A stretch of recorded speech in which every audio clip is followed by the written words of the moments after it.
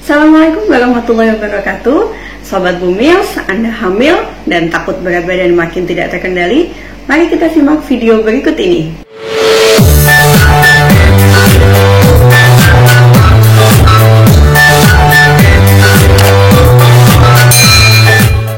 Hai Sobat Bumils, balik lagi di channel YouTube saya.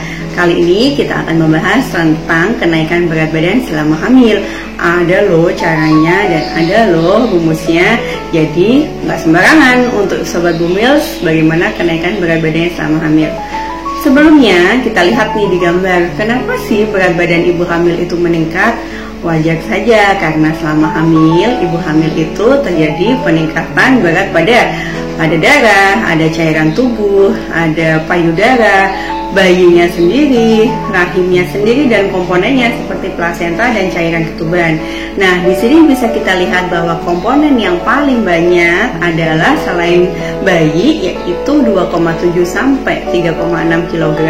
Satu lagi adalah protein dan cadangan lemak, di mana bisa sampai 2,27 sampai 3,6 kg.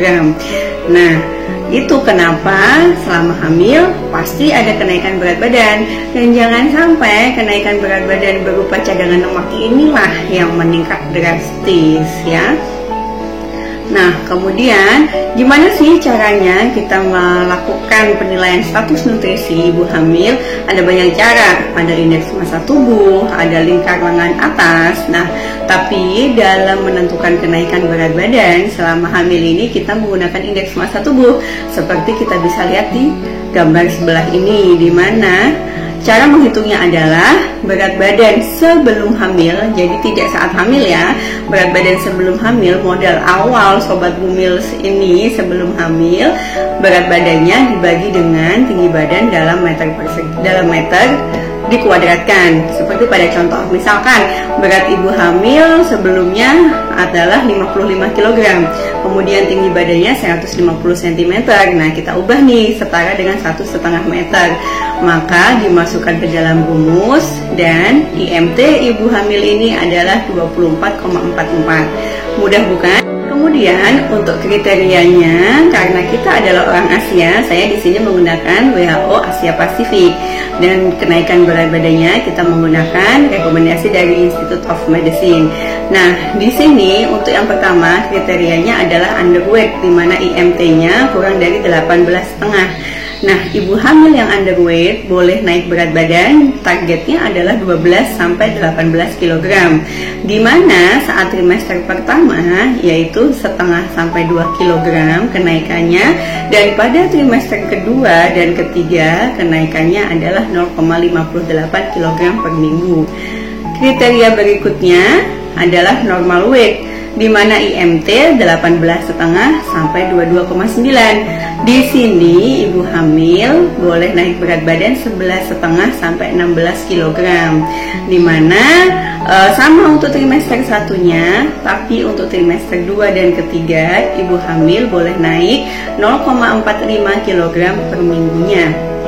Kriteria ketiga adalah overweight. Nah, ini agak sering nih kalau pada ibu hamil di Indonesia. Kalau pada praktek sehari-hari sih, di mana IMT-nya 23 sampai 24,9. Nah, di sini ibu hamil hanya boleh naik berat badan 7 sampai 11,5 kg sampai selesai kehamilan. Nah, di mana pada trimester 2 dan 3-nya yaitu 0,32 kg per minggunya. Kriteria terakhir adalah obesitas, ini yang harus dihati-hati. Nah, di mana IMT-nya adalah 25 ke atas. Ibu hamil hanya boleh naik berat badan 5 sampai 9 kg saja, tidak boleh lebih dari 9 kg. Ya, untuk trimester 2 dan 3-nya hanya boleh naik 0,27 kg per minggunya. Jadi harus benar-benar dipantau ketat oleh ibu hamil sendiri, Sobat Bumil sendiri, juga oleh petugas kesehatan di mana Sobat Bumil melakukan ANC. Nah, kalau kita lihat di sini ada penelitian yang dilakukan pada lebih dari 2.000 ibu hamil di Asia. Ini penelitian ini diterbitkan jurnal di India. Didapatkan bahwa kita lihat sangat memprihatinkan ya, di mana ibu hamil 46,9% adalah obesitas, ya, dan normal hanya 29%. Jadi sebagian besar itu ibu hamil itu obesitas awalnya. Dan tadi Sobat Gumils bisa lihat bahwa kalau obesitas naik berat badan hanya boleh maksimal 9 kg. Jadi ya nggak bisa dong kita seenaknya sendiri selama kehamilan tidak memantau berat badannya. Kemudian data pada penelitian yang sama juga kenaikan berat badan itu, nah pada ibu hamil yang underweight, normal dan overweight, ternyata kenaikan berat badannya itu lebih dari 60% kurang loh dari targetnya. Ini untuk ibu hamil yang underweight, normal dan overweight. Tapi kita lihat coba untuk ibu hamil yang obes, 28,5% mengalami kenaikan berat badan yang melebihi target. Jadi yang obes, yang awalnya gemuk, malah naik berat badannya lebih banyak. Ini kenyataan yang ada, ya. Itu kenapa kita harus perhatikan sekali lagi. Nah, kenapa sih sebenarnya kita harus memperhatikan benar-benar kenaikan berat badan itu? Kenapa sih harus diatur-atur? Ternyata ada efeknya. Pada ibu hamil yang berat badannya kenaikannya melebihi target bisa berefek pada janin, pada ibu, maupun pada persalinannya. Nah, efek pada janin apa sih? Seperti di gambar di sebelah, bisa terjadi makrosomia atau janinnya besar, yaitu 2,5 kali dibandingkan yang tidak. Kemudian pada ibunya sendiri, resiko diabetes gestasional atau diabetes dalam kehamilan meningkat 2 kali lipat, resiko hipertensi meningkat 2,5 kali lipat, dan resiko preeklamsia meningkat 2,8 kali lipat lebih tinggi, terutama pada ibu yang obesitas dan overweight. Kemudian resiko persalinan juga ada. Kalau kita terlalu meningkat berat badannya, untuk persalinannya ada resiko persalinan kurang bulan atau prematur 2,1 kali, terutama pada ibu yang obes, dan persalinan sesar 1,6 kali. Ini didasarkan pada beberapa penelitian yang sudah saya rangkum. Kemudian kalau berat badan ibu kurang dari target kenaikannya, apa sih, ada juga loh ininya bahayanya pada kehamilan. Yang pertama pada janin, janinnya bisa jadi kecil atau berat badannya lahir rendah kurang dari 2.500 gram. Ini terjadi pada 1,3 kali kehamilan. Dan ini yang harus diperhatikan pada ibu yang underweight. Kalau misalkan kenaikan berat badannya kurang dari target, janinnya bisa kecil atau BBLR 2,3 kali lipat.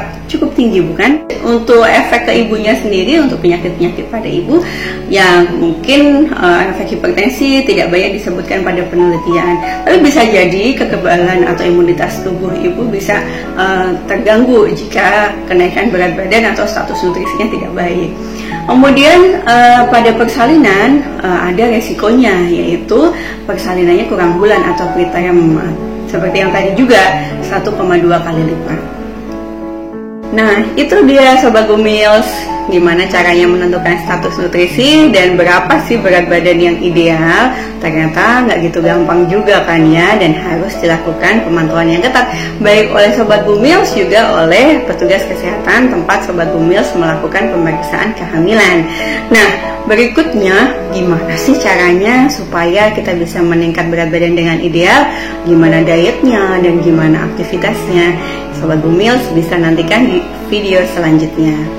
Oke, demikian video kali ini. Dan nggak lupa saya selalu ingatkan, tetap cerdas karena masa depan bangsa Indonesia terbentuk dari sentuhan para ibu sekalian. Bye-bye, terima kasih. Wassalamualaikum warahmatullahi wabarakatuh.